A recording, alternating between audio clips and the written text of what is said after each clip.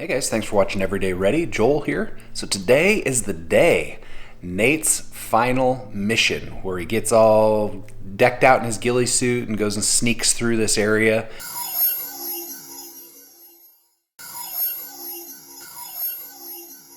So if you haven't watched parts 1 and 2, you might want to go back and catch up. The first one was all about land navigation. I was teaching my son, but I was kind of giving you guys an overview. And then I was also teaching about code deciphering. And so Nate is going to sneak into this area today, hopefully undetected. It's a warm day. It's going to be really nice outside. I imagine that means there's going to be a lot of people. Search the old barn for the piece of intelligence, sneak back out, and then decipher the code. But when I came into the garage this morning, I saw something that just kind of made me smile. Let me show you that. His backpack with his ghillie suit and his gear in it and his boots. And I was just like, that's pretty sweet, because that means it was on his mind and he's ready. I'll bring you guys along and we'll see how this goes. Nate is just about ready to bail out. You can see him back there. He's got his ghillie suit with him. He's gonna duck off in from our infill point here in just a minute and get his ghillie suit all set up and ready. He's got to put natural vegetation on it so that he blends in with the type of grasses and everything that is out here, and then mission will begin. So Nate, how you feeling about the mission? Too easy.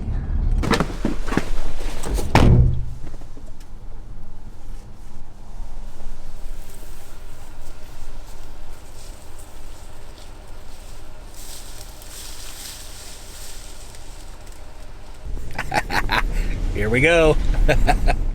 He should be calling out in a minute on the radio to get it ready to go here. Or he might figure out his ghillie suit first, get all the natural veg put in it, and then radio out. There is a crap ton of people out here today. This is gonna be funny. I still think he'll do it. I don't think he's gonna get spotted, but I can't wait to hear his stories after the fact. I think Nate might have forgot that he was supposed to radio when he first got set before starting moving. He was supposed to get his ghillie suit ready and then radio just to do a radio check. And I think he might have forgot. It's already deviating from the plan. It's not good. It's not good. All right, so I'm out here in the field, dropped Nate off. He's out doing his mission right now. His infill point was that steel gate right there. You guys saw him bail out. I'm gonna spin the camera around and you'll see there's a bunch of trees over there and a set of power lines that runs all along there.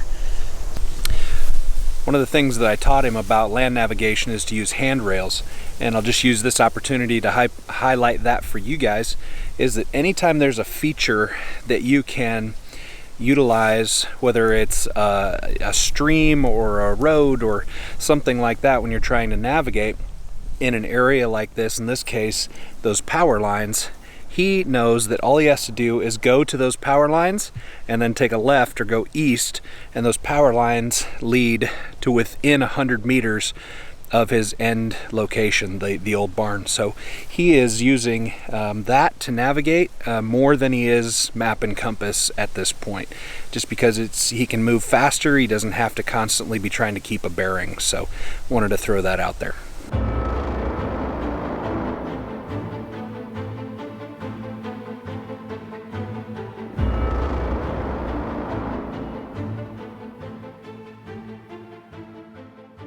Not sure what happened, but I see Nate walking towards me on the road down here, so we're gonna go pick him up and see what happened with the mission here.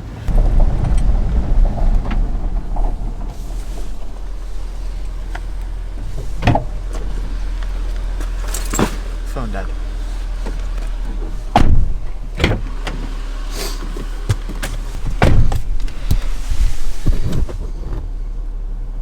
Hey Nate, Hey, what's this? radio. Do you know where this radio was supposed to have been? Probably with me. Oh, with you, because what happened to your cell phone? It died. Your cell phone died. Oh yeah, that's right. Huh.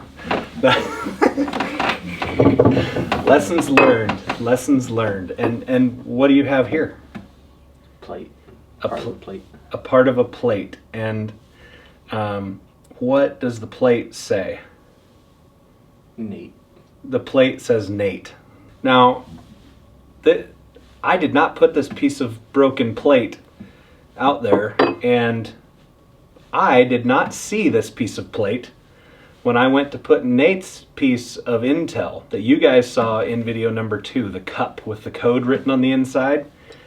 This white piece of plate with Nate written all over it is completely by chance, completely random. This is the piece of trash that he found, assuming that this was his piece of intel, and he brought this out. But it wasn't the piece of intel, and the piece of intel is still out there. Nate didn't do anything wrong in this sense at all. We're just laughing at how completely random this broken plate is with his name Nate written all over it. Who would have known? Like, of all the places, it's so random. Anyway, tell me, you bailed out of the car, and what'd you do first? I ran off to the side to go get natural vegetation in my ghillie. Yep. How long do you suppose that take you? Probably 15 minutes. About 15. And then you were supposed to have called in with the radio that you didn't have. Yep. When did you realize that you didn't have it? At Delta. At Delta. You'd already moved to Delta and then went, what, oh crap? And just, Yep. like, oh crap.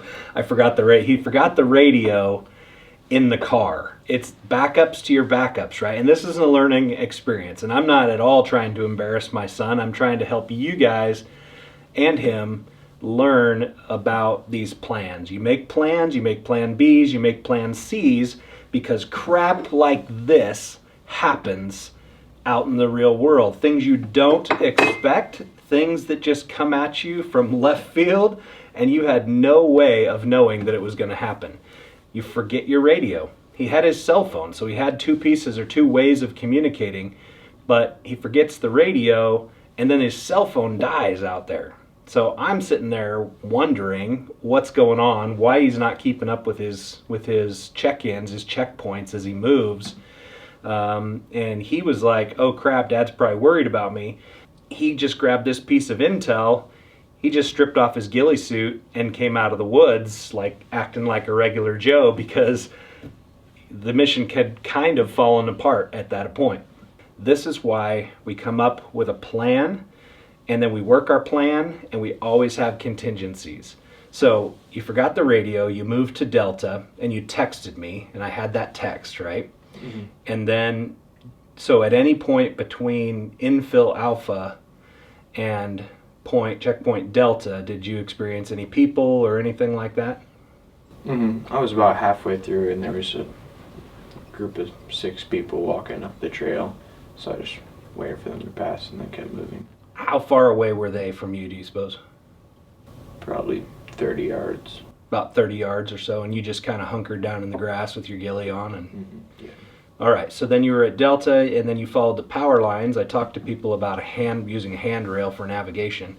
You moved from Delta to Echo, and Echo was the barn. Mm-hmm. How long do you suppose it took you to go from Delta to Echo? Probably a good hour. About an hour? 15. Okay. Were you crawling most of that time? Were you on hands and knees? Like, were you belly crawling, or were you walking, or what? Low walking and crawling most of the time. Okay. Any people or anything like that during that time? Mm-hmm. No, because those power lines are kind of out in the middle. I don't think there's any hiking trails anywhere around there. No. Right. Okay, so then you get all the way over by Echo, by the barn, Mm-hmm. and tell us about that. Yeah, so I went in the center because it was open, and looked around, found this plate, found the rest of the plate, had my name written all over it, so I figured it was the intel. So I grabbed that, looked on the other sides of the barn, the outer sides. Had some people come up to the window of the barn, and yeah, I saw them. Had to hide quick. They didn't see me, which was good, but. So they were on the outside just a little ways away, like on that trail that's right by there? That's right there. And that trail's like how far from the barn? It's like, at some point it's only like 5 yards. yeah, it's like 5 yards. It's really close. So you happen to be you happen to look out the window, and there's people like right there, Yep. and they didn't see you? Mm-hmm. So you kind of did what? I kind of just shriveled back. didn't. Gotta Just tried to duck hide. down. Yeah. Yeah. What are you thinking at that point? I was like, I can't move backwards, or else they'll hear me. So I just stayed right there and waited for them to go. Yeah. And they never came inside or anything? Mm-mm. Okay. Then what'd you do? Went outside of the woods and rethought my plan, just of being a regular Joe and walking back out. So at that point, you were just like, crap, phone's dead, can't get a hold of Dad, I think I've got the intel, so I'm just going to take off the ghillie suit, I have my regular street clothes underneath, and I'm just going to walk out at this point and figure it out? Yep. All right. Oh well. We got to do another one. Yeah. I mean, we got to do another one. So, well, guys, there you have it for this video. Nate the Great on his various missions. I'm going to do some retraining on some of this stuff, and hopefully you guys enjoyed this series. Thanks a ton for watching. Make sure and smash that subscribe button. And again, plan ahead, work your plan. Always have contingencies and backups for when things go wrong, because Murphy's Law is king when it comes to this stuff. Something will always go wrong. And isn't that what this entire channel is about? Every day ready for the adventures we choose and the emergencies we don't.